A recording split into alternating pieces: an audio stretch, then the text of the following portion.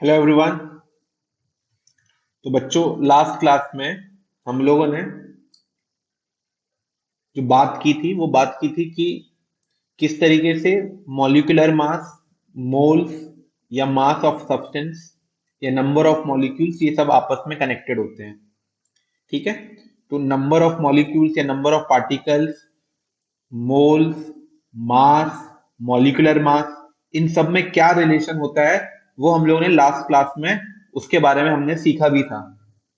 और मैंने आपको एक वाई मैप का एक कंसेप्ट दिया था।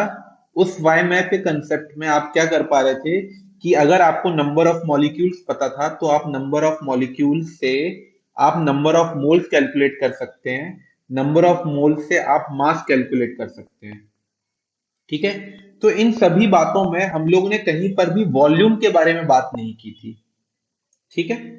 तो इस लेक्चर में हम लोग मोल्स को वॉल्यूम से भी कनेक्ट करेंगे। बट हम लोग आज जो भी बात करने वाले हैं, ये सारी बातें जो है ये सिर्फ गैसेस के लिए एप्लीकेबल होंगी। तो सबसे पहले जो हम लोग बात करने वाले हैं वो बात करने वाले हैं एक लॉ की जिसका नाम है गे लुजेक्स लॉ ऑफ कंबाइनिंग वॉल्यूम। तो जैसा कि आप देख रहे होंगे, तो ये जो लॉ है ये बोलता है कि gases combines in a simple ratio of their volume provided all measurements should be done at same temperature and pressure. So this is the statement of Gay-Lussac law of combining volume. इसका मतलब क्या है? इसका मतलब ये है बच्चों कि जैसे आप कोई भी केमिकल रिएक्शन जब होती है, जैसे कोई भी गैसेस आपस में कंबाइन करती है, जैसे एग्जांपल के लिए हम लोग इस वाली रिएक्शन की बात कर लेते हैं। Let's say N2 combines with 3H2, it gives 2NH3। ठीक है। ये एक सिंपल सी रिएक्शन मैंने देख ली है। तो अकॉर्डिंग टू दिस लॉ, अगर मैं नाइट्रोजन गैस, अच्छा ये all this law is applicable for gases. ठीक है, all these laws are applicable for gases. तो नाइट्रोजन यहाँ पर गैस है, हाइड्रोजन यहाँ पर गैस है और अमोनिया भी यहाँ पर गैस है। अगर मैं नाइट्रोजन का एक यूनिट वॉल्यूम लेता हूं, वन वॉल्यूम ऑफ नाइट्रोजन, एक यूनिट, कोई सी भी यूनिट, आप चाहे मिलीलीटर ले लो, लीटर ले लो, गैलन ले लो, कुछ भी, आप आपने वन यूनिट वॉल्यूम लिया हुआ है नाइट्रोजन का। तो जो हाइड्रोजन गैस होगी उसके 3 यूनिट वॉल्यूम लगेंगे और जो अमोनिया गैस बनेगी वो 2 यूनिट अमोनिया गैस बनेगी। कहने का मतलब ये है कि ये जो गैसेस आपस में जो कंबाइन हो रही है, ये 1:3 रेशियो में ही कंबाइन होगी हमेशा। तो ये जो रेशियो आपको दिखाई दे रहा है, इसी रेशियो में ही गैसेस जो है वो कंबाइंड होती है। और आप ये देख रहे हैं कि ये जो रेशियो है ये एक सिंपल रेशियो है, मतलब simple 1:3:2, simple whole number ratio.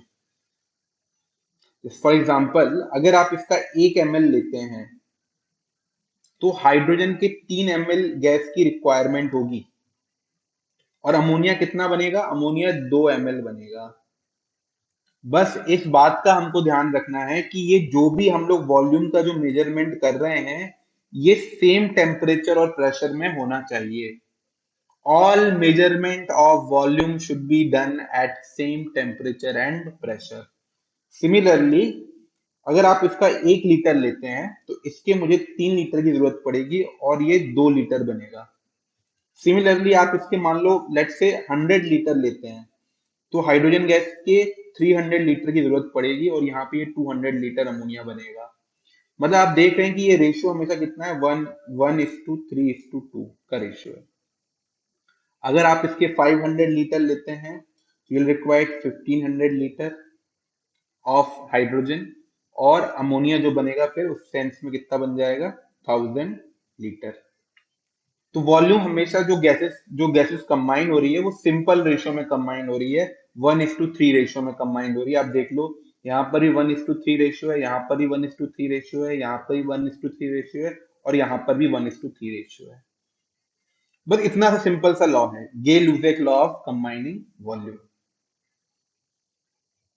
ठीक है।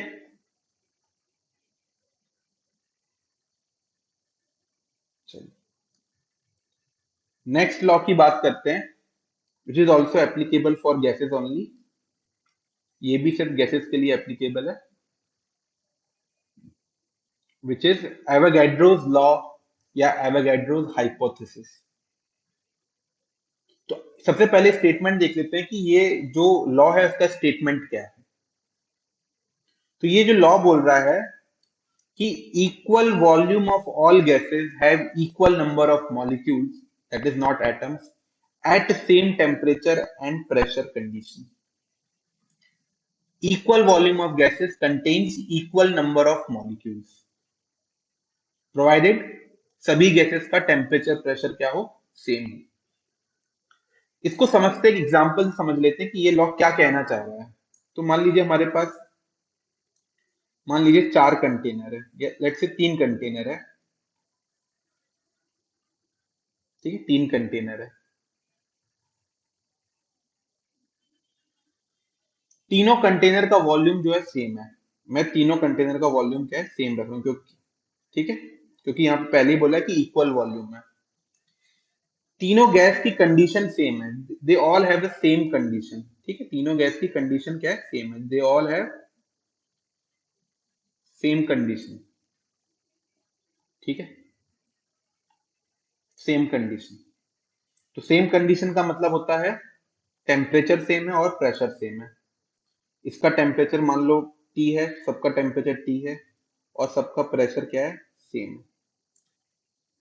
और इसके अंदर गैसेस हैं बेसिकली, तो इसके अंदर हमने लेट से हीलियम गैस फिल कर रखी हुई है, इसके अंदर मान लीजिए हम लोगों ने लेट से नाइट्रोजन गैस फिल कर रखी है, और इसके अंदर मान लीजिए हम लोगों ने मीथेन गैस फिल कर रखी हुई है।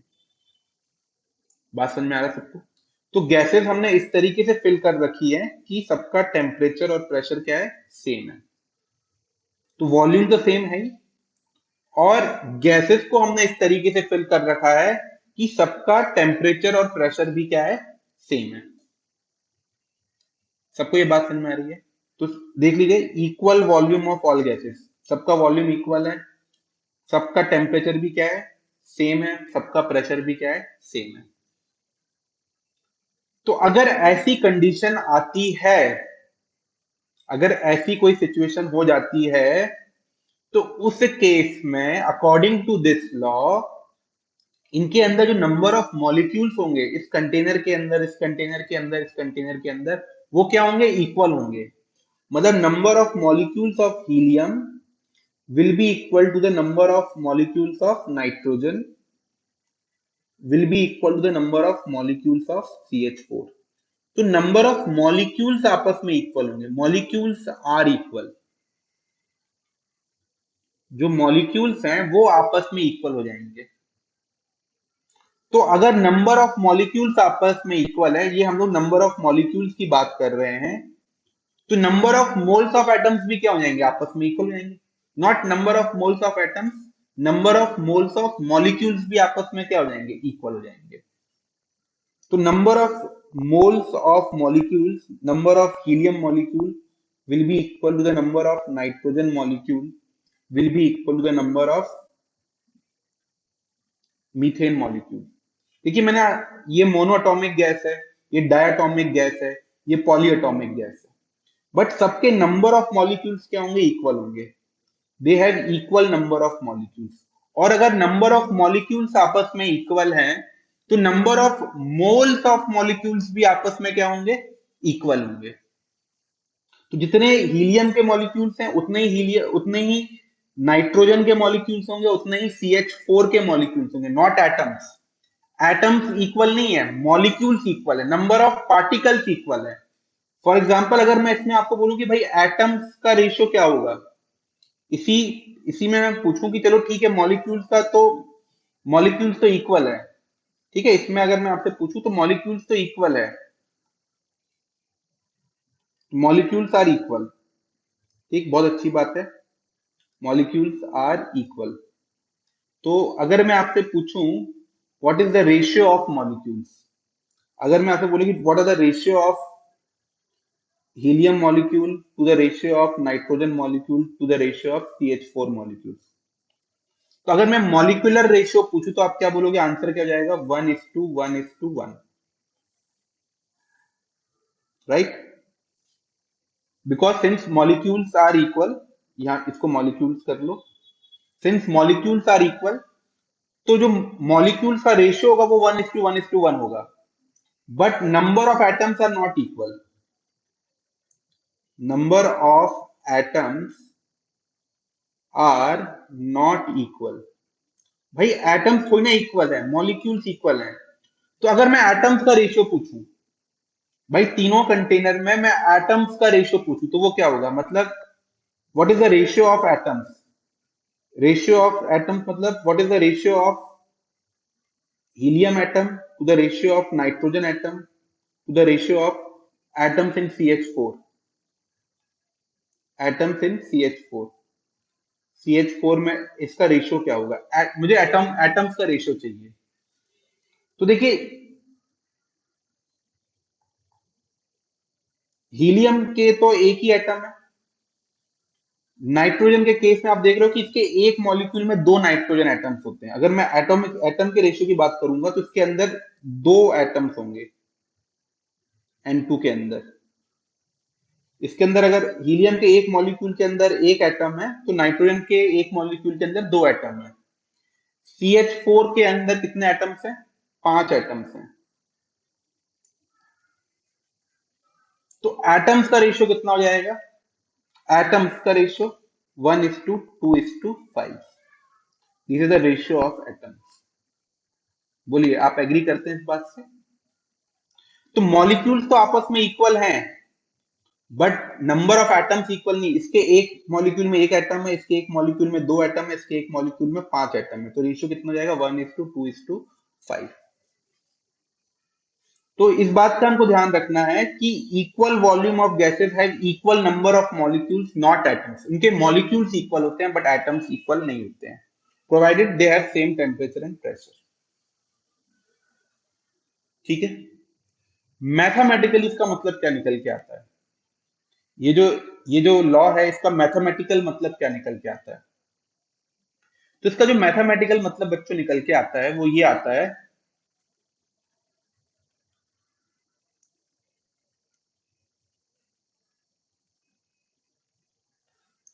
Mathematically this law states that the volume of any gas is directly proportional to moles of that gas at constant temperature and pressure।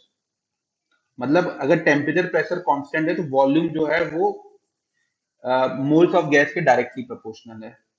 कहने का मतलब है अगर मोल्स ऑफ गैस अगर इंक्रीज होंगे तो वॉल्यूम ऑफ गैस भी क्या हो जाएगा, इंक्रीज हो जाएगा। लेकिन कब, at constant temperature and pressure. तो मोल्स बढ़ेगा तो वॉल्यूम बढ़ेगा, मोल्स कम होंगे तो वॉल्यूम कम होगा। दिस इज एवोगैड्रोस लॉ या एवोगैड्रोस हाइपोथेसिस। ये इसका मैथमेटिकल मतलब निकलता है। इसके बारे में हम लोग थोड़ा डिटेल में आगे और जाके पढ़ेंगे। गैसियस स्टेट हमारा जो कि नेक्स्ट चैप्टर होगा, जो गैसियस स्टेट जो चैप्टर है वहां पे हम इस लॉ के बारे में और भी थोड़ा डिटेल में पढ़ेंगे। बट अभी आप फिलहाल इतना समझ सकते हो कि किसी भी गैस का जो वॉल्यूम होता है वो उसके नंबर ऑफ मोल्स पे डिपेंड करता है, बट कब, जब टेम्परेचर और प्रेशर हम सेम रख रहे हैं या कांस्टेंट रख रहे हैं।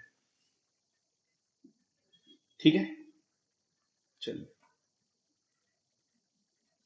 नाउ यहाँ पे हम लोग एक कंसेप्ट समझते हैं, STP condition.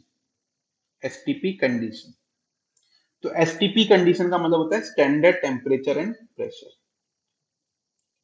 Standard temperature and pressure.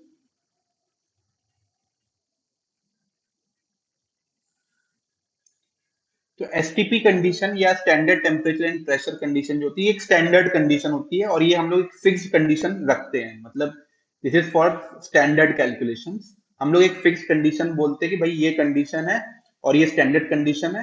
कहीं पर भी अगर आपको बोले कि एसटीपी कंडीशन है तो हमको उसी कंडीशन में डेटा जो है वो कैलकुलेट करना है।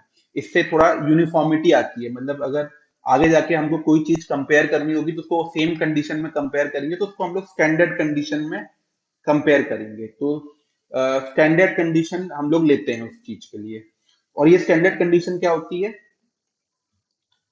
प्रेशर जो है वो आपको 1 एटीएम लेना है, प्रेशर जो है 1 एटीएम लेना है, और टेम्परेचर आपको क्या लेना है, 273 kelvin. This condition is basically standard condition या एसटीपी कंडीशन। इसको हम लोग स्टैंडर्ड कंडीशन बोलते हैं, या इसको हम लोग एसटीपी कंडीशन बोलते हैं। ठीक है, तो फ्यूचर में कहीं पर भी किसी क्वेश्चन में आपको लिखा आ जाए एसटीपी कंडीशन, मतलब ये कंडीशन है और ये फिक्स्ड है। ठीक, चलिए अब एसटीपी की एक बहुत खास बात है एट स्टैंडर्ड कंडीशन। अगर हम लोग ये वाले एग्जांपल की बात करें जो हमने अभी एग्जांपल देखा था, मान लीजिए हम लोग इसकी बात करते हैं, ठीक है, इसी वाले एग्जांपल की हम लोग बात करते हैं।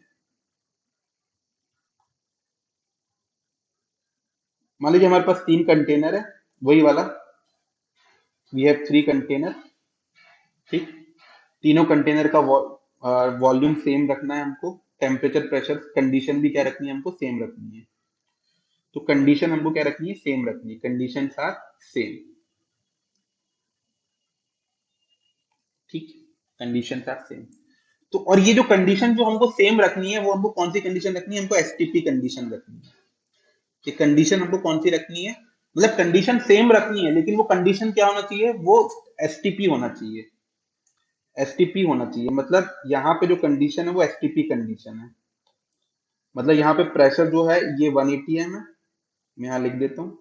मतलब कंडीशन सेम तो है, बट प्रेशर जो है 1 एटीएम है और टेम्परेचर जो है वो 273 केल्विन है। एसटीपी कंडीशन है, टेम्परेचर 273 केल्विन, यहाँ टेम्परेचर 273 केल्विन, प्रेशर जो है वो हमारा 1 एटीएम है, यहाँ पर भी प्रेशर जो है वो हमारा 1 एटीएम है। तो all 3 boxes they have same condition, they have same condition, और वो जो सेम कंडीशन है वो एसटीपी कंडीशन है। ठीक है, ये भी एसटीपी है, ये भी एसटीपी है, ये भी एसटीपी है, और हमको इनका वॉल्यूम भी इक्वल रखना है। इनका वॉल्यूम भी हमको क्या करना है, इनका वॉल्यूम भी हमको इक्वल रखना है। और लेट से वो वॉल्यूम मैं ले लेता हूं, मैं अपनी तरफ से ले लेता हूं, लेट से वो इक्वल वॉल्यूम जो है वो 22.4 लीटर है। अब मैं 22.4 लीटर क्यों लिया वो आपको थोड़ी देर में समझ में आएगा, बट लेट से जो इक्वल वॉल्यूम जो हमको रखना था वो मैंने 22.4 लीटर रखा हुआ है। तो अगर ये वॉल्यूम 22.4 लीटर है और आपने गैसेज इस तरीके से फिल कर रखी है कि ये कंडीशन जो है वो स्टैंडर्ड टेम्परेचर और स्टैंडर्ड प्रेशर है, तो यहाँ पे जो नंबर ऑफ मॉलिक्यूल्स होंगे इनके, ये आपस में इक्वल होंगे, क्योंकि यहाँ पे हमारा एवोगैड्रो लॉ तो एप्लीकेबल है ही, तो ये नंबर ऑफ मॉलिक्यूल से इक्वल तो होंगे, बट ये इक्वल होंगे किसके, ये इक्वल होंगे Na के। मतलब अगर आप एसटीपी कंडीशन रखते हैं तो ये जो वॉल्यूम होगा 22.4 लीटर, उसके अंदर ये नंबर ऑफ पार्टिकल्स जो इक्वल होंगे वो किसके इक्वल होंगे, वो एवोगैड्रो 1 मोल के बराबर होंगे। मतलब इन गैसेस के जो मोल्स हैं वो कितना हो जाएगा, वो एक्चुअली 1 मोल हो जाएगा। इन सबके मोल्स आपस में इक्वल होंगे, बट वो मोल किसके इक्वल है, 1 मोल के इक्वल है। इससे क्या क्या साबित होता है या क्या कंक्लूजन निकल के आता है, इससे ये साबित होता है कि at standard temperature and pressure, इससे ये बात साबित होती है कि at STP 1 mole of any gas, कोई सी भी गैस हो, एट एसटीपी मतलब हमने ये कंडीशन फिक्स कर दी है, 1 मोल ऑफ कोई सी भी गैस, चाहे वो हीलियम गैस हो, चाहे वो नाइट्रोजन गैस हो, चाहे वो CH4 गैस हो, 1 मोल ऑफ एनी गैस, कोई सी भी गैस जो होगी उसका वॉल्यूम कितना होगा, 22.4 लीटर होगा, 22.4 litre. 1 mole of any gas मतलब चाहे वो हीलियम हो, उसका भी 1 मोल का 22.4 लीटर है, नाइट्रोजन गैस हो उसका भी 1 मोल का वॉल्यूम 22.4 लीटर है, और CH4 गैस उसका भी 1 मोल का वॉल्यूम 22.4 लीटर है।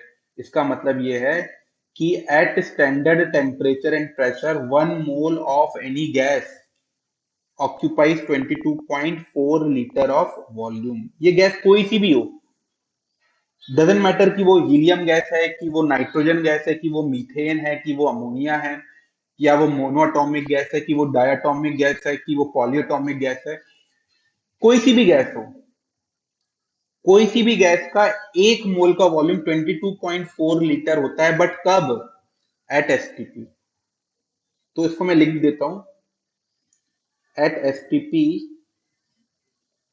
1 mole of any gas occupies 22.4 litre of volume. इस बात का हमको ध्यान रखना है।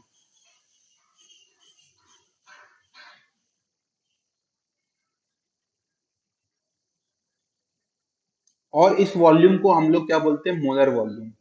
मतलब volume of 1 mole is actually is called molar volume. Volume of 1 mole gas, उसको हम लोग बोलते हैं मोलर वॉल्यूम, जिसको वीएम से डिनोट करते हैं। वीएम मतलब मोलर वॉल्यूम, मतलब volume of 1 mole of gas. And VM volume, molar volume at STP of any gas, ये किसके इक्वल होता है? ये फिक्स वैल्यू होती है 22.4 लीटर। कोई सी भी गैस हो, molar volume at STP is 22.4 litre. 22.4 litre, चाहे वो गैस एक्स वाई जेड कोई सी भी गैस हो, हीलियम हो, नाइट्रोजन हो, उसका 1 मोल का वॉल्यूम 22.4 लीटर होगा।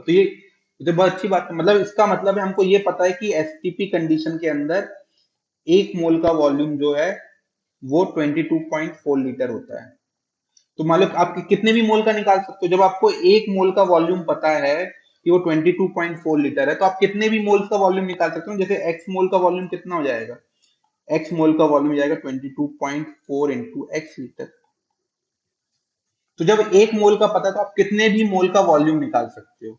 और या उल्टा बोल सकते हो, जब हमको पता है कि 22.4 लीटर में 1 मोल है, तो कितने भी लीटर में आप निकाल सकते हो कि उसके अंदर कितने मोल्स होंगे। तो बेसिकली ये आपको रिलेशन देता है between mole and volume at STP. और वो रिलेशन क्या निकल के आता है कि moles of any gas is equal to volume of that gas at, मतलब ये लीटर में होना चाहिए एसटीपी में, डिवाइडेड बाय 22.4 लीटर। ये रिलेशन निकल के आता है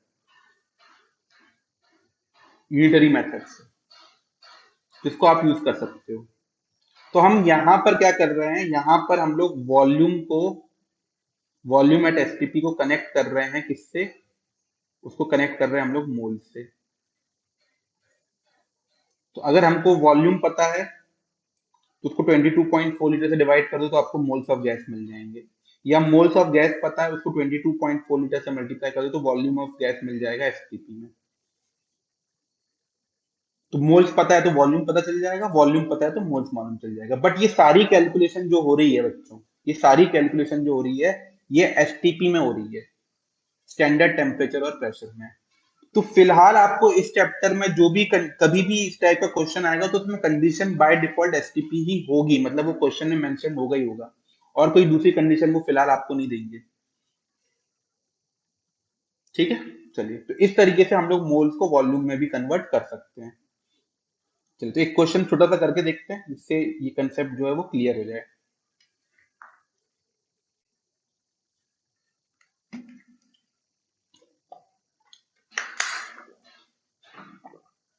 तो क्वेश्चन है आपके सामने बच्चों, calculate the volume in litres of 20 gram hydrogen gas at STP. Calculate the volume in litres of 20 gram hydrogen gas at STP. तो हमको क्या दिया हुआ है? हमको वेट ऑफ हाइड्रोजन गैस दिया हुआ है, कितना? 20 ग्राम। और इसका हमको वॉल्यूम पूछ रहे हैं, एक तो लीटर में, और कंडीशन क्या क्या दे रखी है हमको? एसटीपी कंडीशन दे रखी है।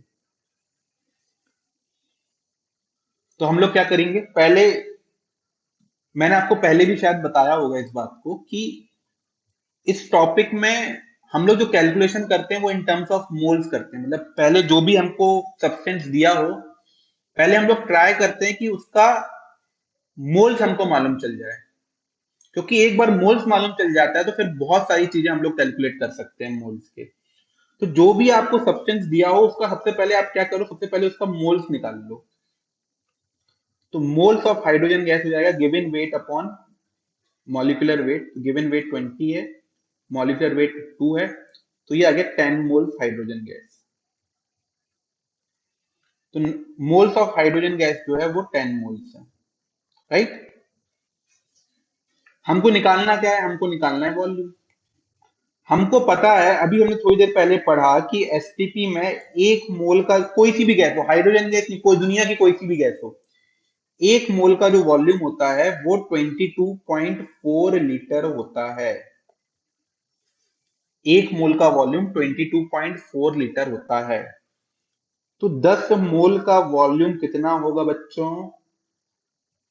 तो 22.4 डिवाइड बाय 1 इंटू 10, 22.4 इंटू 10 इतना लीटर हो जाएगा, विच इज 224 लीटर। और ये कब? एसटीपी में। बात समझ में आ रहा है? तो जब हमको पता है कि एक मोल का वॉल्यूम इतना होता है तो 10 मोल का वॉल्यूम भी पता चल जाएगा, 10 से मल्टीप्लाई कर दो। ये तो आप ये कर सकते हो, बाकी मैंने आपको एक फॉर्मूला ही बताया हुआ है। मैंने आपको फॉर्मूला बताया कि n इज इक्वल टू 22.4 या गिवन वॉल्यूम लीटर में एसटीपी कंडीशन में डिवाइडेड बाय 22.4। आपको आपको ये पता है कि ये 10 मोल है, आपको ये निकालना है, और ये आपको 22.4 पता है, तो वॉल्यूम यहां से कितना जाएगा? 10 इंटू 22.4 विच इज 224 लीटर। तो आप ये फॉर्मूला भी इस्तेमाल कर सकते हैं, और फ्यूचर में एक्चुअली हम लोग ये फॉर्मूले का ही इस्तेमाल करेंगे। तो यहाँ पे आप देख रहे हैं कि हमको अगर मोल्स पता होगा तो हम उसका वॉल्यूम निकाल सकते हैं। मोल्स मोल्स में हमको वॉल्यूम निकालने के लिए क्या करना है, हमको सिर्फ 22.4 लीटर से मल्टीप्लाई कर देना है, ठीक है। तो हम लोग ने, आपको याद है हम लोग ने एक वाई मैप डायग्राम पढ़ा था। तो वाई मैप में क्या था? वाई मैप में ये था कि भाई अगर आपको मोल से मास निकालना है तो आप उसको मल्टीप्लाई बाय मोलर मास कर दो, या मास से अगर आपको मोल निकालना हो तो ये डिवाइड बाय मोलर मास कर दो। मोल से अगर आपको नंबर निकालना है तो आप उसको मल्टीप्लाई बाय एन कर दो, और अगर नंबर से अगर आपको मोल निकालना है तो ये डिवाइड बाय एन। तो ये एक्चुअली ये जो डायग्राम है वो इस फॉर्मूले का डायग्राम है। N is equal to given weight upon M divide by N upon N, है ना। ये नंबर ऑफ मोल्स है, ये गिवन वेट है, ये मोलर मास है, ये नंबर ऑफ पार्टिकल है, और ये एवोगैड्रो नंबर है। इसमें मैं एक चीज और ऐड कर रहा हूं। तो अभी तक हम लोग क्या कर रहे हैं, हम लोग जो अभी रिलेशन निकाल रहे थे वो निकाल रहे थे कि भाई जो मोल्स हैं, नंबर ऑफ पार्टिकल्स हैं, और जो मास है, ये आपस में कनेक्टेड होता है। हमने अभी तक ये बात पढ़ी थी कि ये सब आपस में क्या होते हैं, कनेक्टेड होते हैं। अगर आपको कोई एक चीज भी पता है तो आप बाकी चीजें निकाल सकते हैं। इसी में मैं एक चीज और जोड़ देता हूँ, इसमें मैं वॉल्यूम एट एसटीपी भी कर देता हूँ, वॉल्यूम एट एसटीपी। तो ये भी आपस में कनेक्टेड है, बट ये जो वॉल्यूम वाला कंसेप्ट है, it is only applicable for gases, ये सिर्फ गैसेस के लिए ही एप्लीकेबल है। तो अगर आपको इन चारों क्वांटिटी में से कोई एक भी क्वांटिटी पता है तो आप बाकी क्वांटिटी निकाल सकते हो। और ये किस तरीके से कनेक्टेड है? मोल्स के थ्रू ही कनेक्टेड है।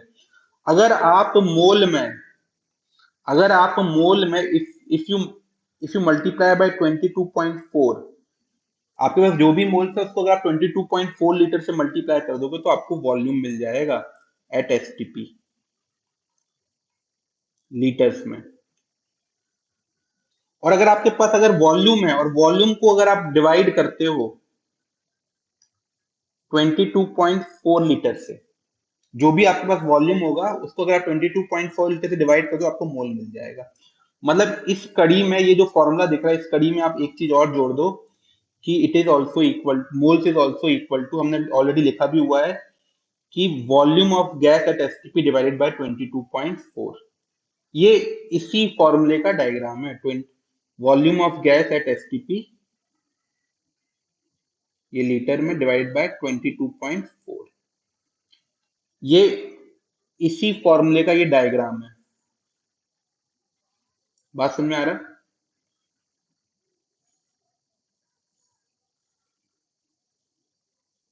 ठीक, इसको थोड़ा मैं यहाँ लिख देता हूँ।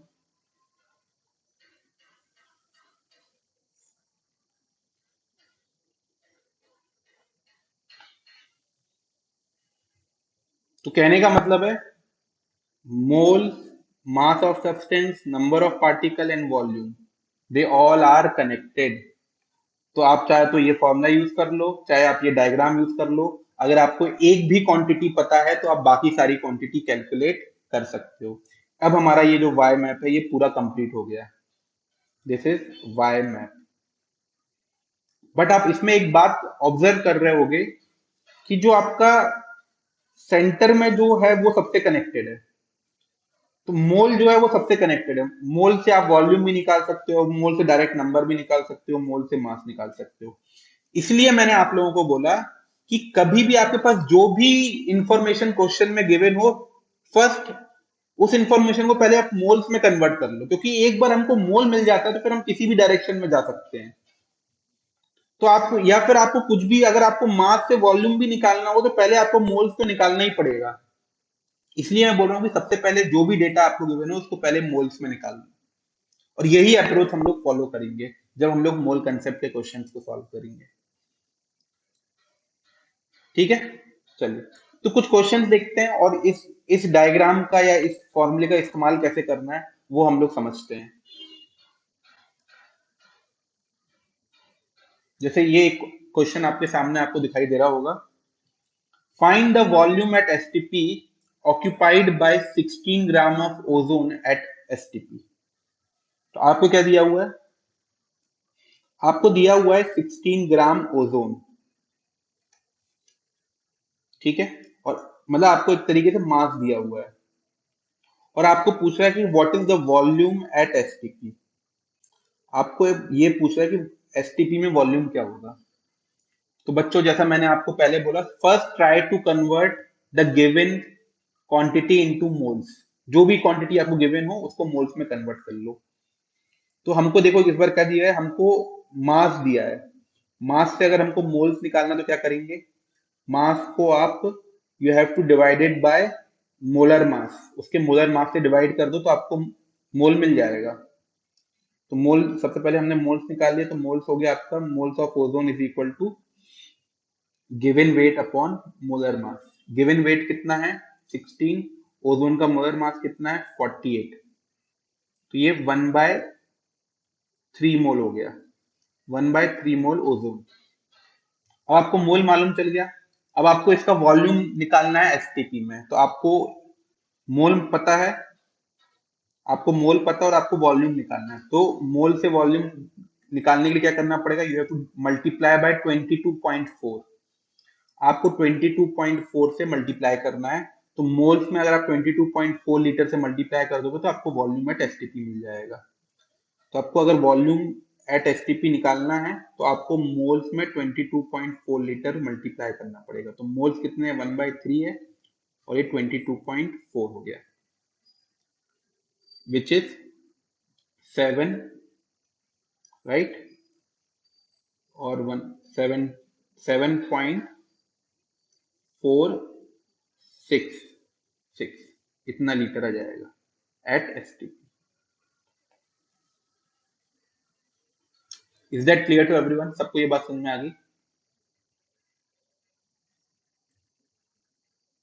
तो आप सबसे पहले मोल्स निकालने, और मोल्स में 22.4 लीटर मल्टीप्लाई कर दें तो आपको वॉल्यूम मिल जाएगा। तो मतलब 1/3 मोल ओजोन का वॉल्यूम इतना होगा। आई होप आप लोग को ये बात समझ में आ रही होगी। चलिए एक और क्वेश्चन सॉल्व करते हैं।